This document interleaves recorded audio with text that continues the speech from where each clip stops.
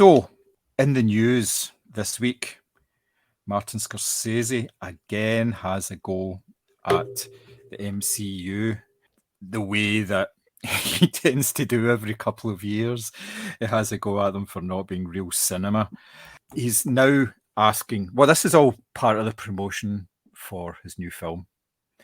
And he has been quoted as saying that audiences must fight back against comic book culture by supporting directors like Oppenheimer's Christopher Nolan, not the Dark Knight's director Christopher Nolan. What do you make of this? It seems to, obviously it got a lot of pushback the last time, and it did get a bit ridiculous with some of the comments and everything. Yeah, just kind of if Marty can show us on the Iron Man doll where it was touched by Marvel. You know, it's that kind of way. It's critical as I've been in Marvel films recently, and I sometimes think, am I getting superhero fatigue? I don't think it is. I just think the films themselves are fatiguing because it's just the same shit they're releasing constantly. The whole idea that it's not real cinema, though, that's just a snobby thing to say. Is Barbie not real cinema? Is Fast 10 not real cinema? Is the Meg 2 not real cinema? Define real cinema. It's the way people say, that's not a movie, it's a film. Shut up, you know. Yeah, when it comes down to it, it's a movie business. It's not just a club. It's not built on it. It's not on a level playing field. Now, what he said was, we have to fight back stronger, and it's got to come from the grassroots level. It's got to come from the filmmakers themselves. And you have, the Safdie brothers, you have Chris Nolan. Now, I don't think those are the two of the same thing. No, I would agree with that. And both of his examples are of filmmakers who have been very successful. It's not grassroots at all. That's something entirely different. I think that Nolan, if I'm correct, did raise the funding for Memento more or less off his own back by going to Cannes and that, and just it was a grassroots type introduction to the business. I could be wrong in that one, but I think in that case, but maybe he should have mentioned, if he's going to mention very successful film directors, he needs to have some kind of context that you mean by grassroots in that sense. Because grassroots to me means that the film industry then, and as an industry, as you've said, it's a business, needs to not be as closed off. So there needs to be access for working class filmmakers, for female filmmakers, for people of colour, for LGBTQIA stories, all that sort of thing. Let's be honest, that is absolutely not the case. Cinema is a small club, and it is your Nolans, your Scorseses, your whoever's that do get the big blockbuster success. It's very rare that a small indie actually gets to, one, be in our multiplex screens, and two, make a lot of money out of it. So I think that for him, and there's this whole layer of what is a film, and there's that, as you rightly said to me, the snobbery of one thing being cinema and one thing not. Now, I have talked about, obviously, saying things about there being too much content, there being too much stuff, and trying to really seek out quality. But ultimately, will I still go and watch a superhero movie? Of course I will. Like, I don't understand this layering of these types of films are worthy, and therefore you go and see them, and these types of films are not. Yeah, it's a bit old man shouts at cloud again, but he sort of pops up and does this every 2 or 3 years, so it's kind of. I don't understand why. It's not as if he's even competing with Marvel in that kind of sense. It's not like bringing his film out at the same time as the Marvels. And even if it did, he's not appealing. He's not appealing to the exact same audiences here. You know, I don't understand what his problem is. Although he just seems to really have an issue with Marvel's films. Why is he constantly attacking Marvel though, and not say Star Wars or Disney as a whole, or Warner Bros. With DC for that matter? It seems to be, maybe I'm wrong, I didn't actually see the quotes, but it seems to be specific in Marvel. And there's a lot of criticism to be had for how homogenized these films have become. Yeah. But so, I don't say so. But you could say that. No, you could say that about any major studio with a franchise or a universe or whatever you want to call it. Let's be honest, there is a lot of formulaic shite being churned out. And as someone who likes cinema, that is frustrating as well, because I do want to go and see films that are engaging and entertaining and all the rest of it. However, he has one of the most illustrious careers in the industry. There's literally, name a bad film, it doesn't exist. People will go and see a film because it is a Scorsese film. So the position that he's talking from is one of extreme privilege and success. It's not somebody who's, railing against Marvel films because they don't have the money to get films made or they're struggling for. It's a weird hill to die on when you are so successful. He won't give a fuck if Marvel never make another film or they make 10 films in a year. It's not the same audience. Well, it might be, but it's not going to affect his purse strings that way. But you're right as well. It's that kind of idea, the sense that, like, you know what? It's nice to have a guy who has privileges using that platform, but he's talking like he's in the trenches here, and he's really he's saying audiences need to reject these films. What if audiences like these films? But also, what is he specifically doing then? I don't know. Maybe he funds people through film school that wouldn't have otherwise had access to it. I have no idea. But unless he is doing stuff like that in order to bring other voices to the fore, then you're just shouting. Yeah, I think he is quite active in terms of promoting new talent and obviously like film preservation and restoration works and all these kind of things. So he is very active in the film world, if you like. But you're right, it seems very strange that he seems to being having a go at the MCU rather than the DC EU, for instance. And I think part of that's got to do with the fact that he might not want to be pissing off potential employers. He's probably thought, well, I'm never going to get a gig with Disney doing anything because what his work is sort of the areas that he covers, Disney is shying away from all that. They've got all that hived off on the streaming service under the Star banner, and it's away to the side. It's not their main focus of what they're trying to promote and trying to push to audiences. So I couldn't see him doing something like that. Whereas Apple, where his new film is going to be sitting eventually, is a perfect place because it's the more mature content that they have. I suspect it's that he doesn't want to piss off too many people, so he's using Marvel as an example because he's probably not going to make a Disney film anytime soon. Yeah. But again, Apple, that grassroots distributor, he's using the grassroots leading actor to capture that well-known indie studio. That's something. He also said he doesn't like the term indie film. Oh, for fuck's sake! Why? Because he said it pigeonholes people's work, so it should be seen by wider theatres than that. And I said, okay, but does it not just refer to the studio that produces it? Doesn't an indie film isn't a genre? No, it's not. I mean, don't be wrong. It's not. You can understand if you get people say, I like indie films. Okay, and some people do use it. People do in terms of meaning a genre, but my understanding is it literally just means the studio from which it's produced. Exactly. Yeah. Because I think here's a funny thing. I could be wrong on this or something I had a while ago. The first Iron Man film is technically an independent film due to its budget, due to its financing. Mm-hmm. Yep. Interesting. That's why there's not a indie film. I mean, it's strange the way that these things actually come about in terms of what you label something as an indie film. It's just film that's made outside of the studio system. The first Kingsman film is an indie film. It was made by private money and then sold. Yeah. So let's be honest. Who's indie film? They're thinking things like Dead Man's Shoes. They're not thinking something No, and I totally get it. However, indie film might become the norm because obviously with all these SAG-AFTRA strikes and stuff like that, people are saying, okay, well, I'm not going to work with Warner Brothers to get my film produced. I'm going to work with A24 or whatever it is.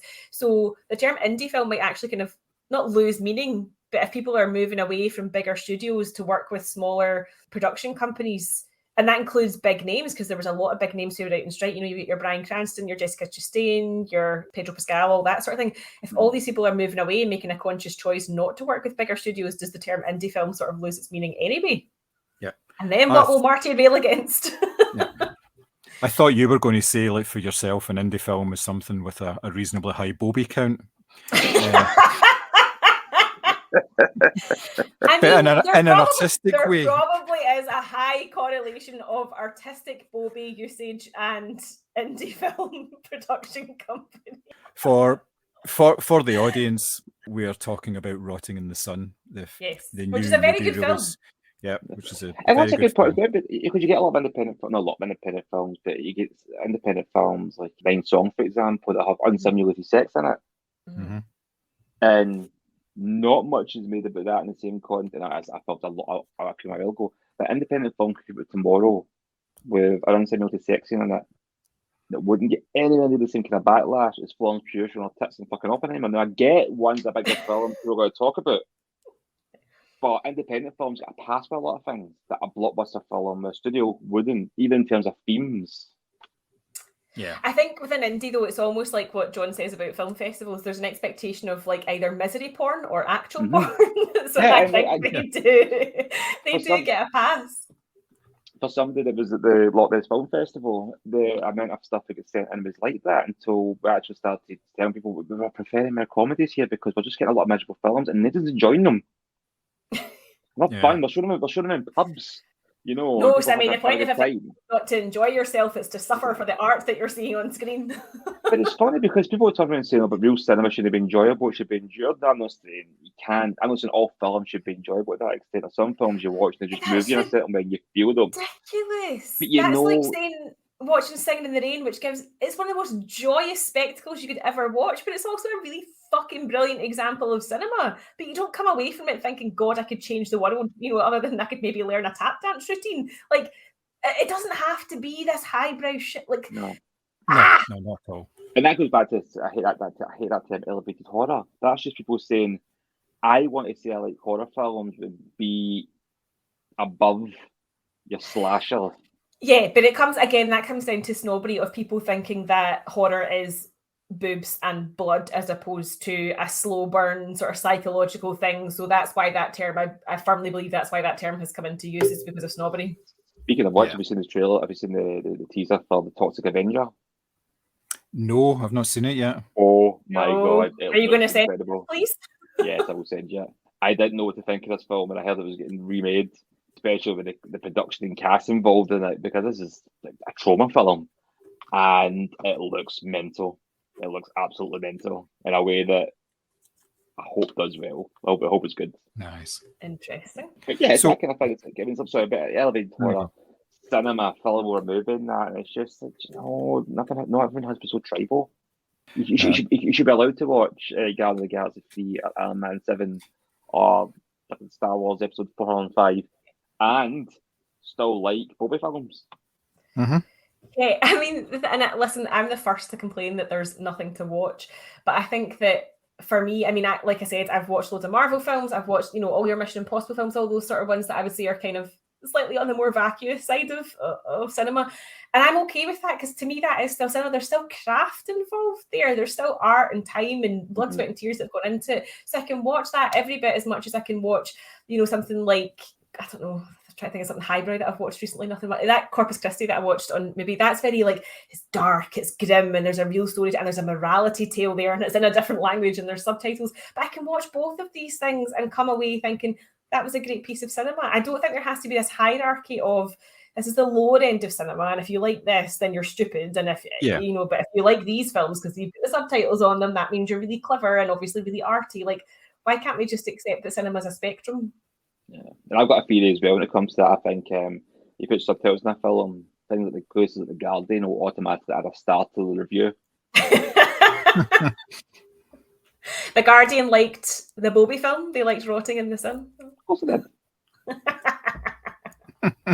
They also hated Sound of Freedom. Oh, but I bet you if you got a different, because the Guardian often do this, they would get a different writer to write a review a couple of days later. It'd be like a 5-star thing. Yep. I still can't believe the Guardian gave Mario 1 star and complained about the lack of depth to the film. I'm like, I don't know what you're expecting. Oh, that reminds me of that thing that you said to us about what's it called? Mads Mikkelsen's new film, the lack of diversity question. Yeah, the lack of diversity in the 17th century Danish period piece. Yeah, that made me really, really piss myself. Just because when you watch his face trying to digest the question, I was like, this is cinema. I would watch this. I would watch Mads Mikkelsen at a press conference all day. Do you know what the thing is? I get that Martin has a film to promote, but ultimately, I'm going to come back to my previous point. He's so successful and he's so privileged. does he have to resort to clickbait headlines to get people to go and see his latest fucking multi-million-dollar film? No, he doesn't, because people will go and see it anyway because it's a Martin Scorsese film, or because they like Leonardo DiCaprio, or because they've read the book or whatever. He doesn't actually need to do this. He doesn't need to say See the minute I saw a tweet that went and said Martin Scorsese's new film is going to be called is it Killers of the Flower Moon? Killers of the Flower Moon. I went, cool. No idea what it's about. I'm going to go and see the book is excellent, by the way. I highly, highly recommend. I read that, I think, last year. It was really good. Same with Tarantino's new film coming out, the movie critique. What's that about? No idea. I'll go and see it. Oh, I don't care about it. There's certain directors you're going to go see the film regardless. It just I'm not going to repeat what you're saying, Mary, but basically I agree with you. There's no point in just trying to then rally against something else that's successful when you're sitting there with your champagne, basically pretending you're in with the muck, so to speak. That's what I think about our listeners, by the way. I don't have to clarify that. A lot of the directors that are doing these big budget Disney films and Marvel films, in fact, do come from a grassroots level. A lot of these guys are indie filmmakers that had an indie hit, a surprise hit that was not expected, and then get sucked up by the system, and you can't really blame them. Sometimes it works. Colin Trevorrow, John Favreau, for example, sometimes it doesn't with the guy that done Fantastic Four, whose name escapes me, but you know what I'm talking about. He done Josh Trank, he done Chronicle as well. Sometimes that's what, sometimes it doesn't. But also, in a way, it's kind of like Robert Pattinson saying that he did the Twilight films knowing that it would enable him to then go off and do the type of career that he wanted to do, which is your Lighthouse, Good Time, all the rest of it. Surely there must be, I mean, I'm not saying they're just doing it for the money because that sounds really crass, but surely on some level they're like, okay, I'll do this big Marvel film. It's a Marvel film, so people are going to go and see it, and actually that'll give me then the opportunity to work on X, Y, and Z project. I'm not saying it's the perfect system, it obviously isn't, but surely there must be an element of that. Robert Pattinson and Daniel Radcliffe are absolute genius in that aspect. They've made an absolute fortune, and they're like, excellent, I can just make any film I want to do. That I want to do. No, because I need the money, or I want to get my presence out there. They just want to make films that they want to make. And even Fassbender does that as well. He tried to kind of alternate for doing the blockbuster. And he actually said, he'd done Slow West.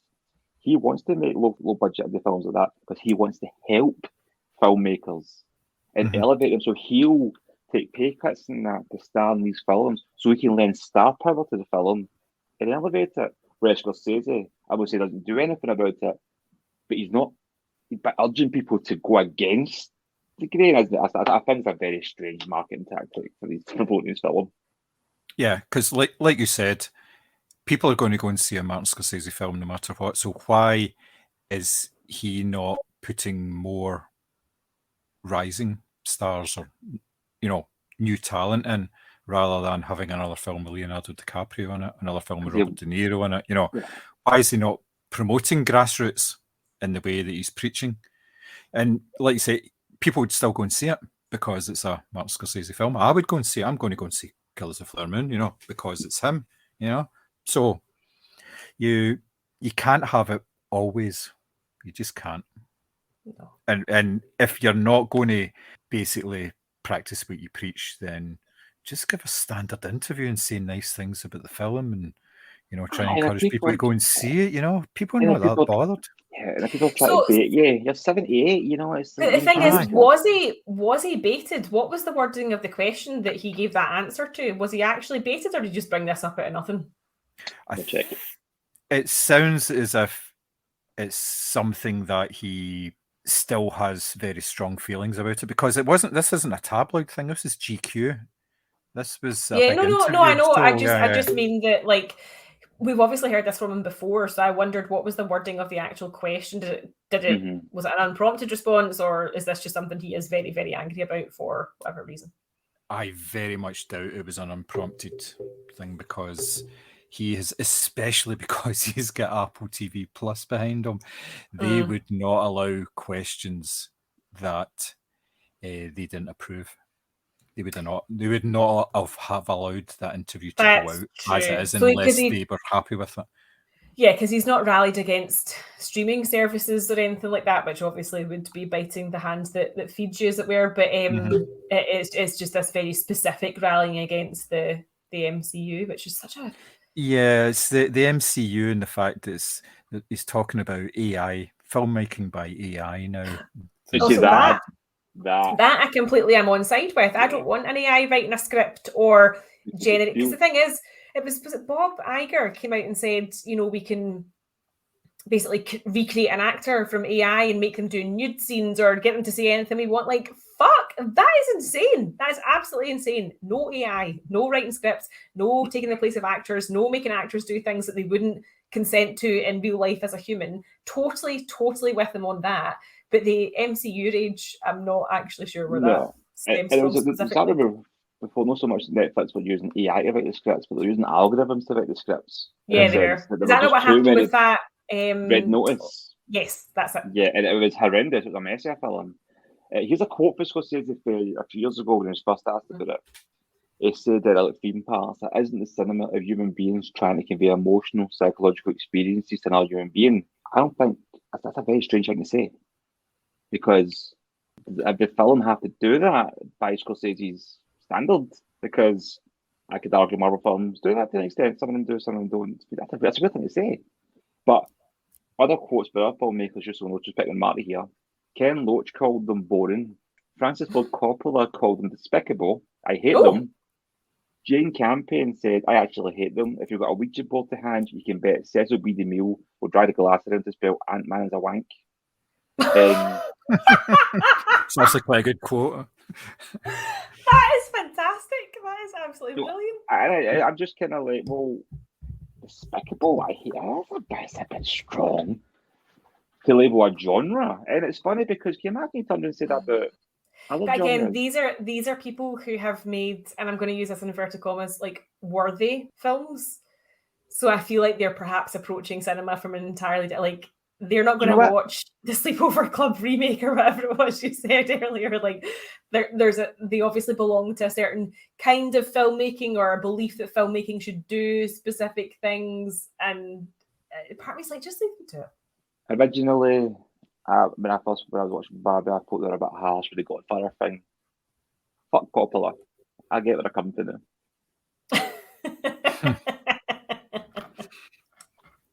I still kind of want Ant-Man as a wank on a t-shirt though.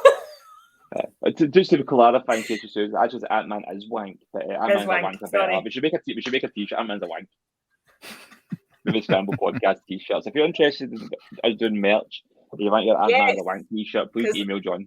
All content is merch these days. I'm surprised we haven't jumped on this bandwagon. So you mentioned it briefly there, Mary, about the SAG-AFTRA dispute, and we are now in a position where the writers have actually settled, but there is still, obviously the actors are still out, so there's no chance of anything really changing soon as they can write as much as they want, but you're not going to get films. You may get TV programs and all these late night chat shows and all that sort of stuff, because they heavily rely on a writer's room, and the presenters are not covered by the same actors things. So a lot of TV will be coming back, but films will not be coming back. Now, given the fact that you're talking about nearly 2.4 billion it was generated in the summer by 2 films, and then somehow the movie industry managed to take that, basically kick themselves in the balls by not settling these disputes with the content creators, the people who actually make everything for them. What do you think they were playing at? Or what are they playing at? It's still going on, I cannot understand it's about control, but I don't even know if it's about that. I think it's pure greed. Like, when I obviously didn't know too much about this when it first started, but then they explained there was an actress who's in Orange is the New Black, and she showed her residual stump from every single episode that's played on Netflix, and she got 28 cents.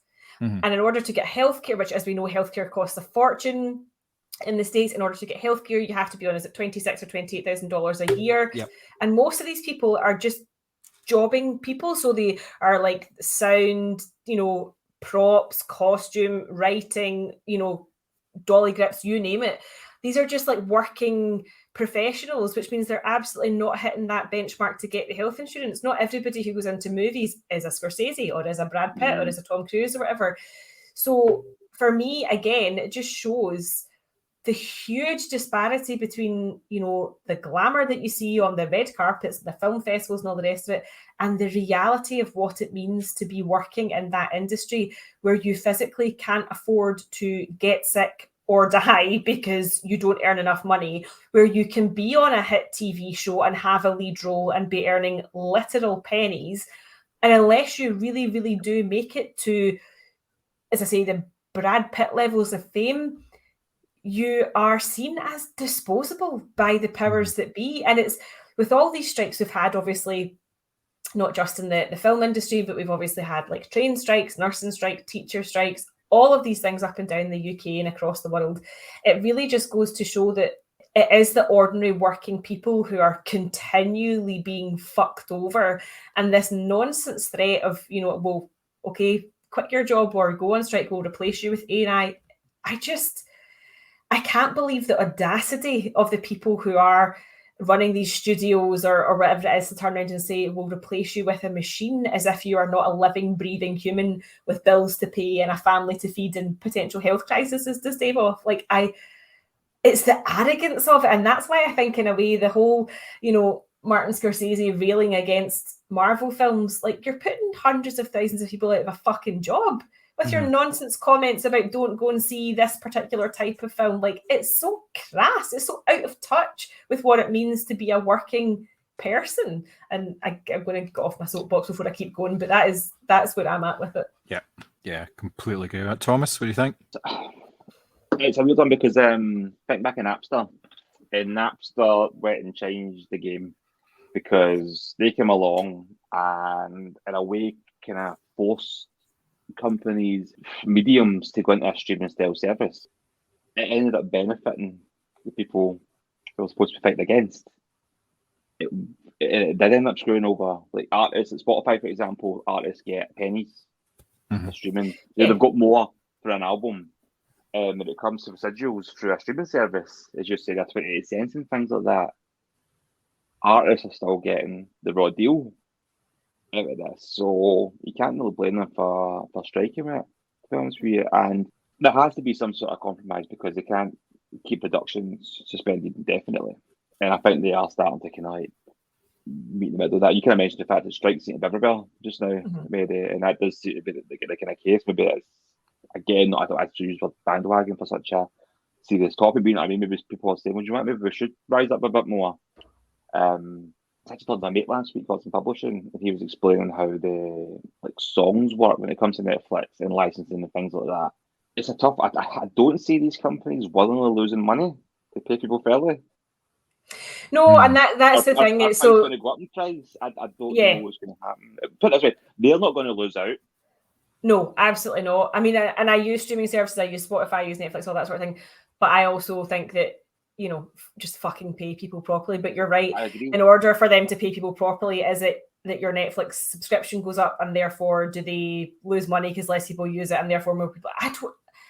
I don't know, but I just think that it's when you see, as I said, people were posting their paychecks and stuff like that. That to me was frightening because it was literal pennies. And when you're not, you know, Tom Cruise, who can make any film he wants with the, I assume, bottomless pit of money that he has, when you are a person who just happens to work on sound for a TV show, or, you know, you're trying to break into the industry at the lowest rung of the ladder, like that to me is frightening because, again, the gap between the have and have nots, if you want to call it that, is it's disgusting.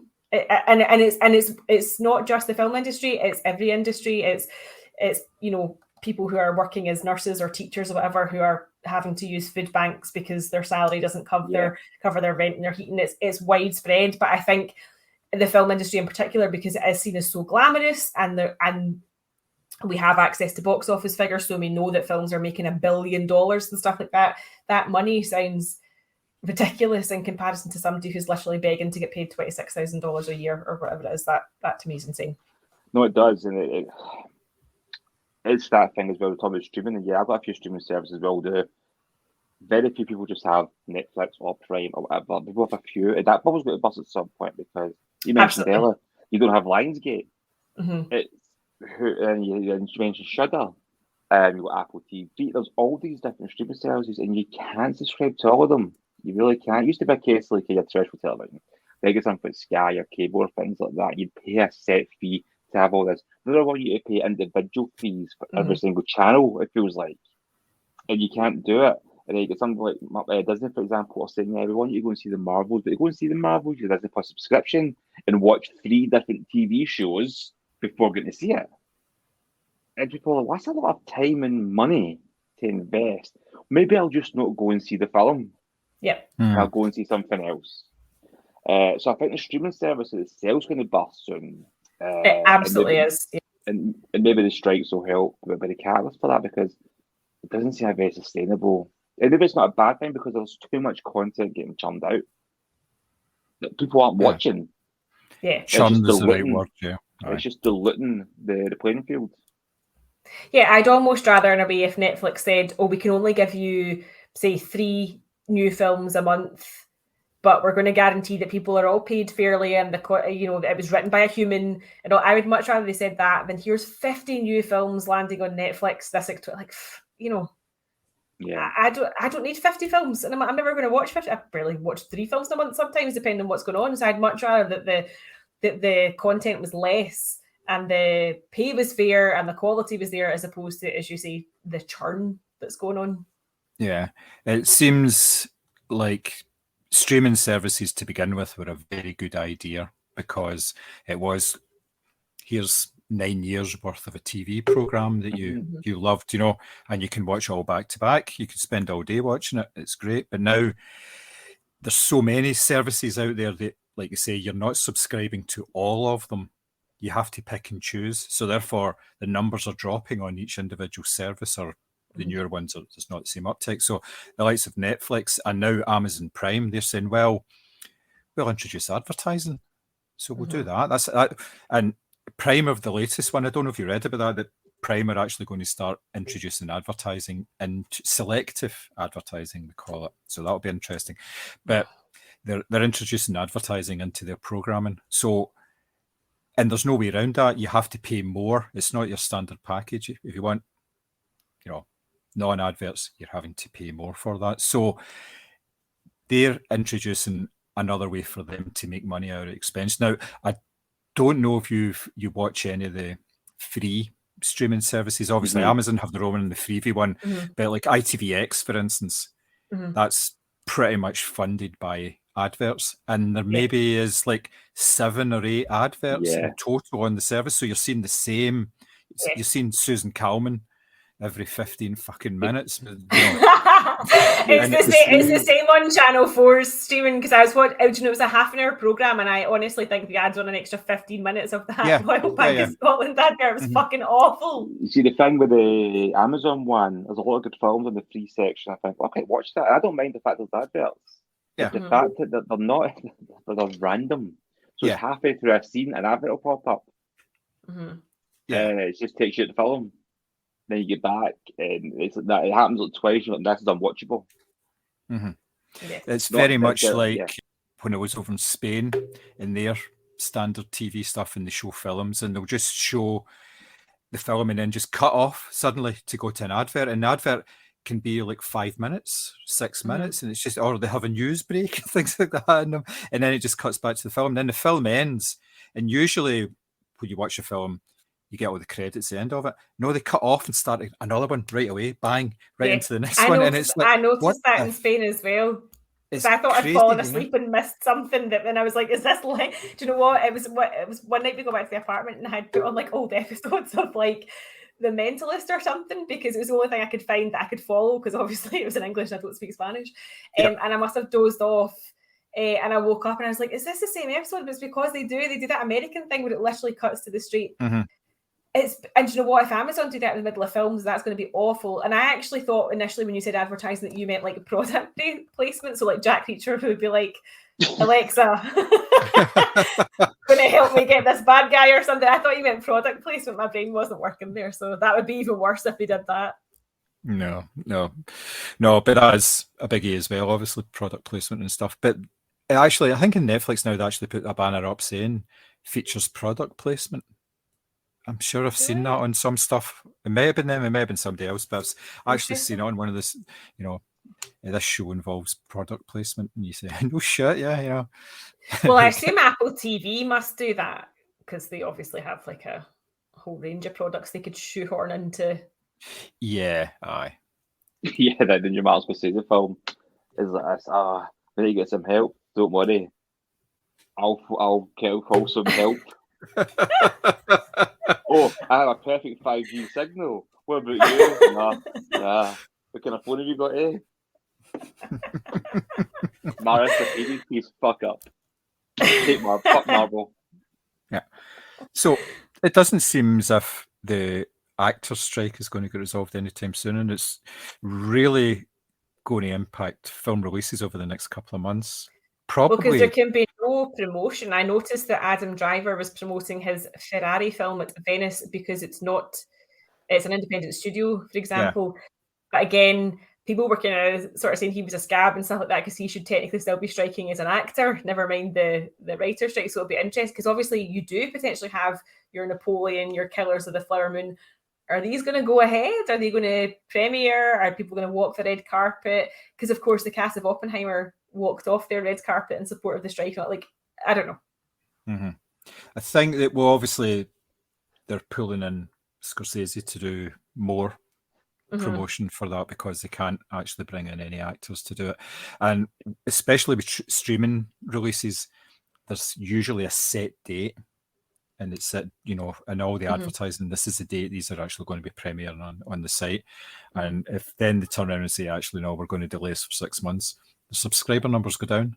Yeah. So people say, well, I'll subscribe again in 6 months' time because I was waiting to see this film. So they have to really stick to the schedule. And as we've seen with Hollywood productions, big films that are actually coming out to cinema, some of them have been pushed back, and there's going to be more getting pushed back over the next couple. Obviously, June has been pushed back to next March, at the earliest. And there's all sorts of films. We spoke about it in the main pod, obviously, the Mission Impossible film and stuff like that. So there's so many things that are still up in the air. And it doesn't look as if it's going to get any better over the next couple of months. There's no end in sight. No, I mean, I'm surprised the writers thing has been resolved as quickly as it was, because that, to me in particular, I was looking at that, from the perspective of I'm looking at my own job, and there's certain elements of it that you're like, oh, I can just type something into Bing and it does something in 5 minutes that took me, 20 minutes to think of, 30 minutes to think of, whatever. So the writer's strike in particular really fascinated me from the perspective of they were just threatening to get AI to write scripts. However, fun tip, if you're bored, ask ChatGPT to write a script in the style of Michael Bay or whatever it is, and the results are fantastically awful, but really funny to read as well. But it is, I did it just because it was funny. But at the same time, you look at it and you go, yeah, this can't write a script. This can't do what human people can do and bring that. So I'm surprised it's been resolved as quickly. I'm obviously glad it has been for the sake of people's livelihoods. But yeah, the actors' strike, I don't think is going anywhere this side of Christmas, I feel. No, I can't see it somehow. It's going to be interesting how it pans out, and it's really going to have a big effect on what we're going to be seeing over the next couple of months. If you look at the fact that on Friday last week, The Creator came out, and there's been zero publicity for that film, and that's a big film. It's a really good film. It's full of really good ideas, but hardly anybody's been speaking about it. Gosh, so no, I am surprised. It's not been getting great reviews across the board for that. Really? I'm disappointed. I thought it was good. Yeah, I thought it was great, and a lot of people were saying things. Oh, there's not a lot of depth to it. I'm like, I disagree completely with that one. But because they've not had anybody really promoting it, it's only going to be in cinemas for a couple of weeks, I reckon. And again, original script. Yeah. A grassroots filmmaker. That's the kind of stuff Marty's talking about, but you can't promote it. Yep. So there we are. I think we're probably just a bit done. I've run out of words. I don't think I've got any words left. I've spoken them all in the last couple of hours. So once again, it's very nice chatting with everybody. If you want to get in touch with us, you know where we are. Social media, we're all over that shit. individually, kids. individually and as part of the team. So if you want to get in touch with us, it's at Moviescramble on the various sites. You can send us an email at podcast@moviescramble.co.uk, or just hit us up individually. Let us know what you think of it, what we're doing, and if you've got any suggestions, please let us know.